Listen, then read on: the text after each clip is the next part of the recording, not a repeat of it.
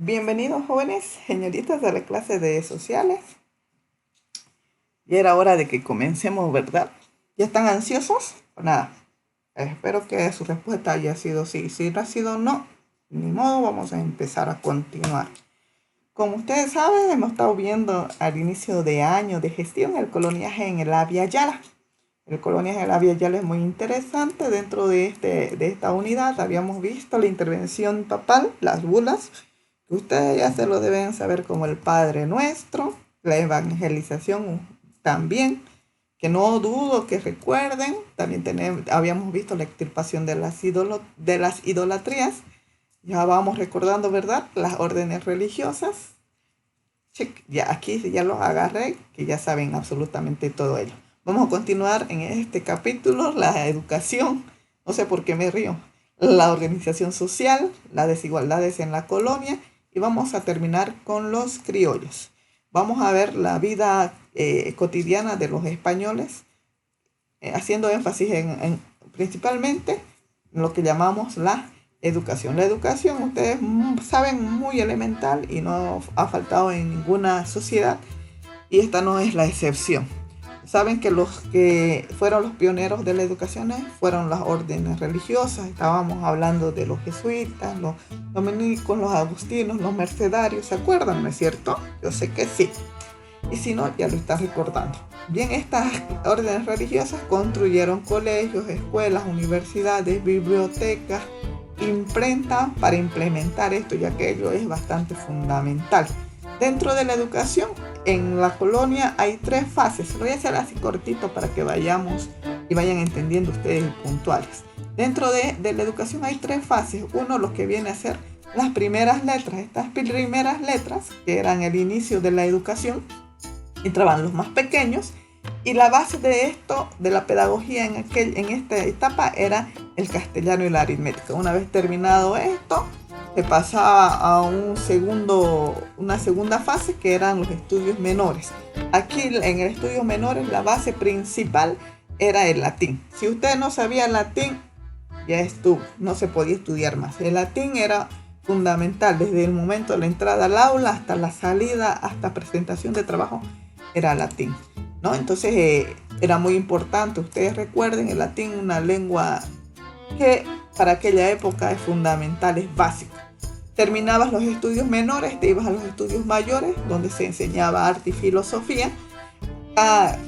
Obviamente, se lo vuelvo a recalcar, el latín, ¿no? El latín, el maestro entraba, tenía un tiempo de 1 hora, últimos 15 minutos eran para preguntas y respuestas. El maestro dictaba y la clase lo daba leyendo. No había opción para debatir y para generar ningún cuestionamiento, solamente en esos últimos 15 minutos. Una vez terminado este periodo, te otorgaban un título de bachiller y podías seguir los estudios en la universidad, que se denominaba enseñanza superior. En la universidad ya podías sacar el título de licenciatura, de doctorado, podías tener profesiones como en teología, que obviamente para la iglesia, leyes, para la corona o medicina. Una de las universidades, las primeras universidades en ser fundadas, fue la Universidad Mayor de San Marcos, ¿no? Que está en Lima, Perú. Es una de las más antiguas y es considerada la primera universidad de América Latina. En cuanto a las mujeres, ¿quiénes eran las que estudiaban? Pues no, las mujeres eran relegadas a las labores de la casa. Ellas aprendían a cocinar, a bordar, a tejer, a vestir, al catecismo. Todas estas instituciones eran destinadas solamente a los varones. Las mujeres no podían asistir a estas estructuras que eran solo para hombres. Ahora, si quería una mujer aprender, solamente tenía que llevar un tutor a su casa, y lo máximo que podía aprender era leer y escribir. Muy lamentable para nosotros las mujeres, no siempre ahí bajo el yugo de los hombres. No quiero sonar feminista. La educación acá era memorística, de la A a la Z, que no le falte ni una letra, netamente memorística. Así que con eso les digo todo. También tenemos, también tenemos que en el caso de los indígenas cero. Los indígenas, si tenían dinero, si podían acceder a esta educación. Si no, olvídense, lo que aprendía era empírico, era de sus padres, de transmisión por experiencia, de los talleres, de donde se elaboraban o se construía, de allí aprendían. Pero los privilegiados en esta clase social de los indígenas eran los hijos de los incas o de los caciques o de autoridades, que a ellos se les construyó un colegio exclusivo que se le denominó Colegio de Caciques allá en Perú, para que fueran allí y se los educaba con un objetivo: trabajar para la corona, ser leal, ¿no es cierto? Entonces, para cobrar impuestos, y los ponían ahí como líderes de su comunidad. La educación tenía dos objetivos principales. Vayan anotando con lapicitos y papel. Era cristianizar y educar a súbditos que sean leales a la corona española. Con eso lo hemos dicho absolutamente todo. Vamos a continuar, espero que les esté gustando. Vamos a ver la organización social. La organización social en la colonia pues estaba formada en un inicio, era muy sencilla, en el siglo XVI, ¿no? No estamos viendo de la perspectiva incaica esa organización social, no, sino de la perspectiva colonial. Estaban tres grupos básicamente: los españoles, los indígenas y los negros. Eran las tres clases sociales que en un inicio existieron. Pues después vamos a ir viendo cuáles son las otras clases sociales. El grupo privilegiado de esta clase social eran los españoles, que tenían absolutamente todos los deberes, todos los beneficios, podían ocupar desde cargos públicos, tener una carrera eclesiástica y llevar armas. Y los hijos de los españoles que eran nacidos en América se les denominaba criollos. Estos criollos, ¿no?, que eran el segundo grupo social con más privilegios. Pero también los españoles, se dice que de cada 9 españoles que llegaron a América, una era mujer. Entonces, que lleguen a haber 99 hombres, entonces ¿cuántas mujeres van a haber? 9, si cada una era mujer. Entonces, bastante grande la diferencia. Entonces, acá va a haber un elemento interesante. Los españoles tomaron a las mujeres indígenas. Unas veces fue voluntario, otras veces fue a la fuerza, fueron tomadas. Y de acá nacen sus hijos, que son una mezcla de españoles e indígenas, y se les denomina mestizaje. Posteriormente, con el tiempo, esta mezcla se dio entre indígenas y esclavos, indígenas y negros, indígenas españoles, esclavos, y se trató de diferenciar esos grados, ¿no es cierto? Se trató de poner a cada uno en el lugar supuestamente que ellos tenían.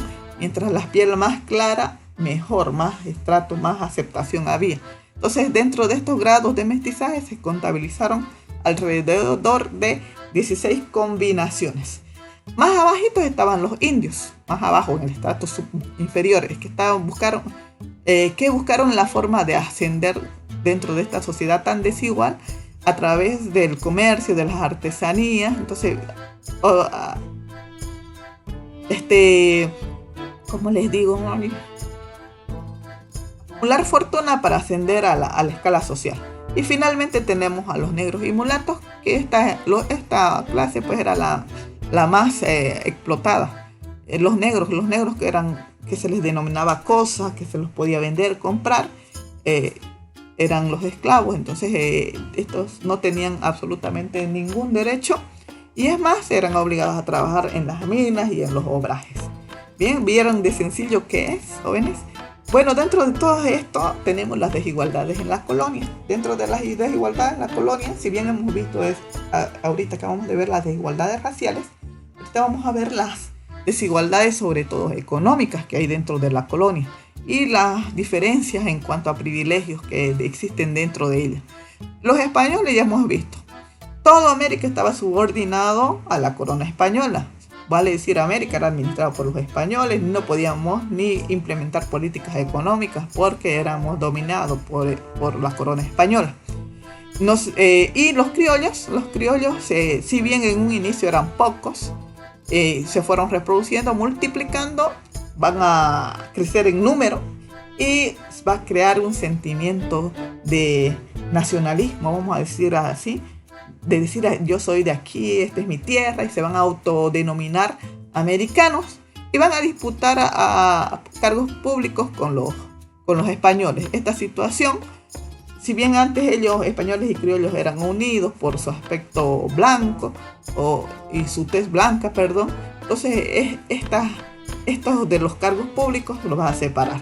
Dentro de toda esta gama de desigualdad, también a nivel económico tenemos tres clases bien marcadas: la clase alta, la clase media y la clase baja. La clase alta, como ustedes saben y deben tener una noción, por lo menos, no sé, yo sé que lo saben, es aquella adinerada, aquella privilegiada, aquella con fortuna, que tiene propiedades, ¿no? Esas son las clases, la clase alta, hablando económicamente. Ahora, la clase media estaba conformada por los hijos de los españoles, los mestizos, algunos que tenían alguna entrada, que se dedicaban al comercio, que se dedicaban a la artesanía, entonces tenía algo de dinero.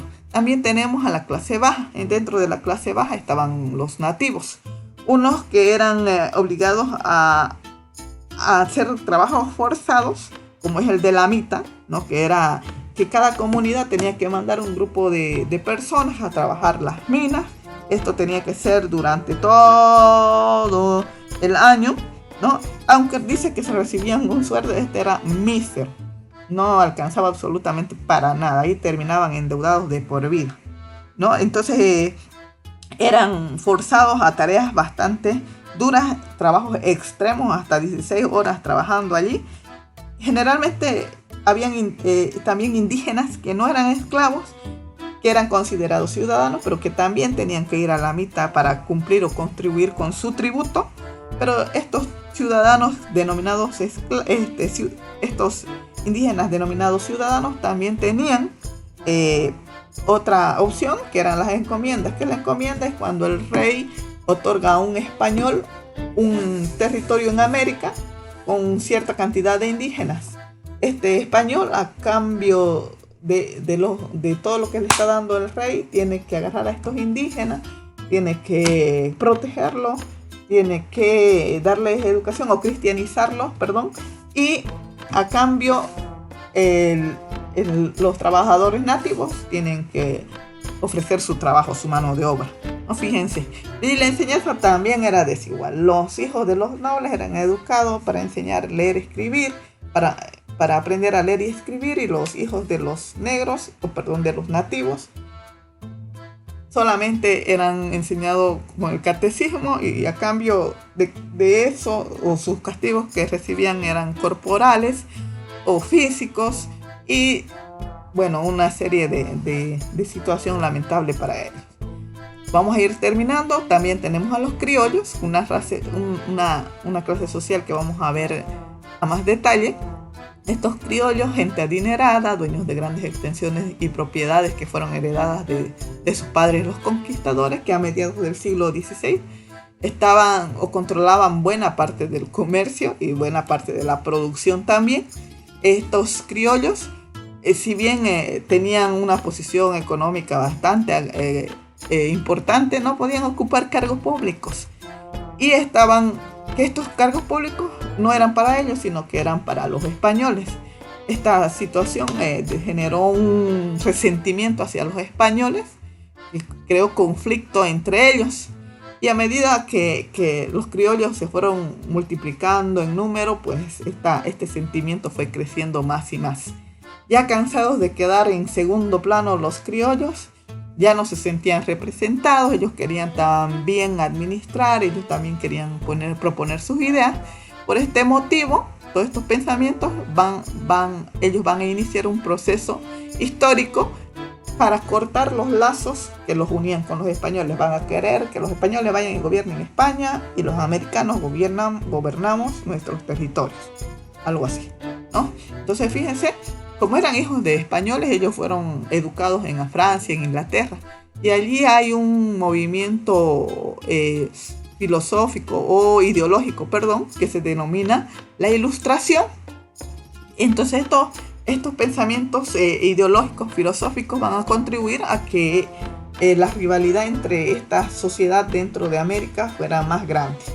Y finalmente esto va a preparar el camino para la revolución y la independencia de las colonias que estaban bajo el dominio español. Bien, jóvenes, ¿qué tal? Bien, ¿no? Cortito, simple, puntual. Bien, espero que les haya gustado. Nos vemos, ahí estaremos hablando, conversando un poquito más. Se cuidan. Hasta la próxima.